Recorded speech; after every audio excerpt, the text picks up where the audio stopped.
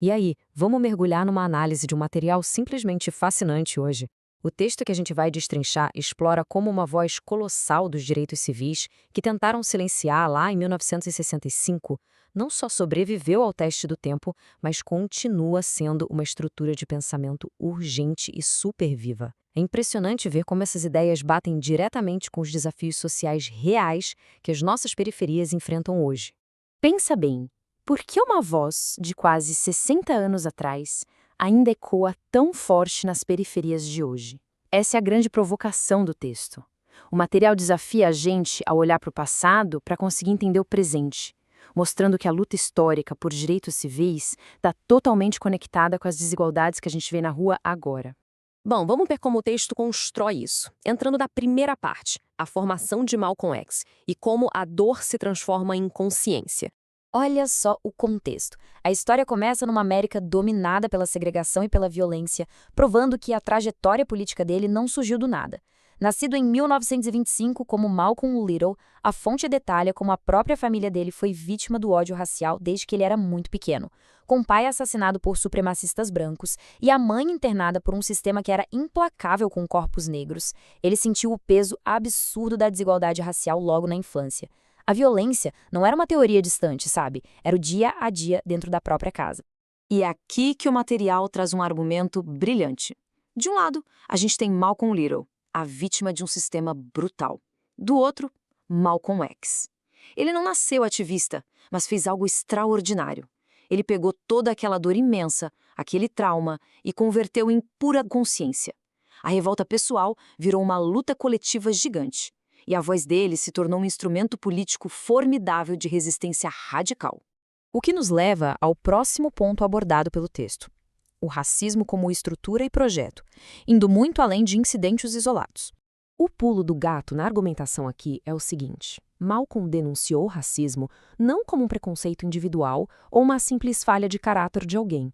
A violência contra o povo negro não é um acidente de percurso ou um caso isolado.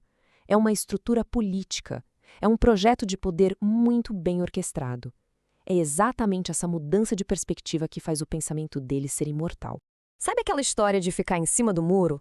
Pois é, os ensinamentos que o texto resgata provocam a sociedade a rejeitar qualquer tentativa de normalizar a injustiça. É simplesmente impossível olhar para o racismo como um projeto de poder e ficar calado. O texto crava que o silêncio nunca é neutralidade frente à opressão. E mais, direitos humanos fundamentais não são favores concedidos por ninguém, são direitos e ponto. E como isso bate aqui pra gente? Chegamos à seção O Reflexo no Brasil Atual, o espelho da desigualdade estrutural. Vamos ver como denúncias de décadas atrás parecem descrever o Brasil de hoje. A análise joga na nossa cara algumas perguntas retóricas bem duras para gerar reflexão. Ela começa exigindo que a sociedade olhe friamente para os números. Quem morre mais cedo? E repara, essa não é uma pergunta médica. Na verdade, é uma pergunta profundamente política e estrutural. E tem mais. O texto também desafia quem está acompanhando a confrontar aquelas estatísticas pesadíssimas sobre a ação do Estado. Quem é que sofre mais com a violência policial e o encarceramento em massa no país? As semelhanças com o que era denunciado lá em 1965 não são mera coincidência. Para fechar essa conta, quem está nas periferias sem saneamento básico, sem oportunidades e sem conseguir exercer seus direitos plenamente? O texto responde a tudo isso de forma super direta.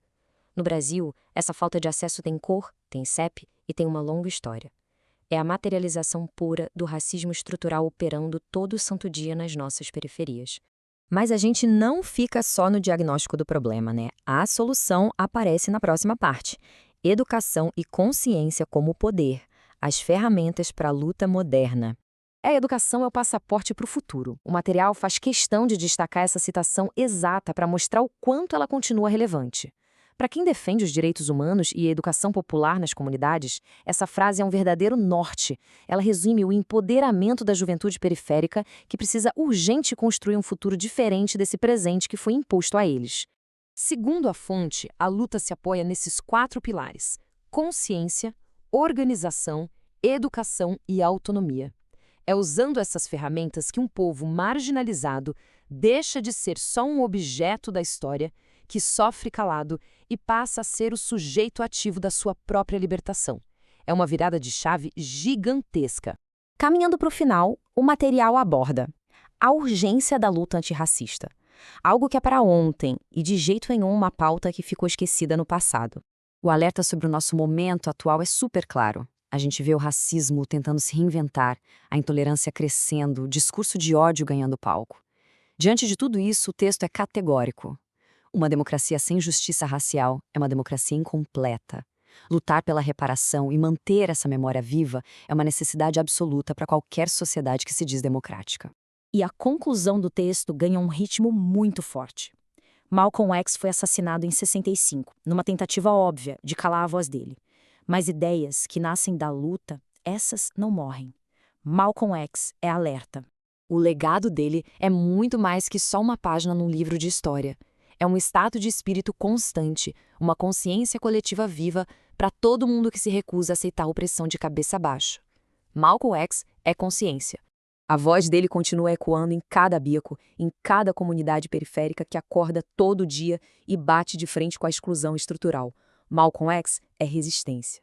O que deixa a gente com aquela pulga atrás da orelha e leva a essa provocação final. Com tudo isso que o texto jogou na mesa, a grande pergunta que fica é: como a nossa sociedade vai pegar essa memória viva, essas ferramentas de organização e usar para garantir dignidade e liberdade de verdade para as periferias de hoje? A resposta para isso é o que vai definir se a nossa democracia é real ou não nos próximos anos. E é com esse baita questionamento que a gente encerra a nossa análise.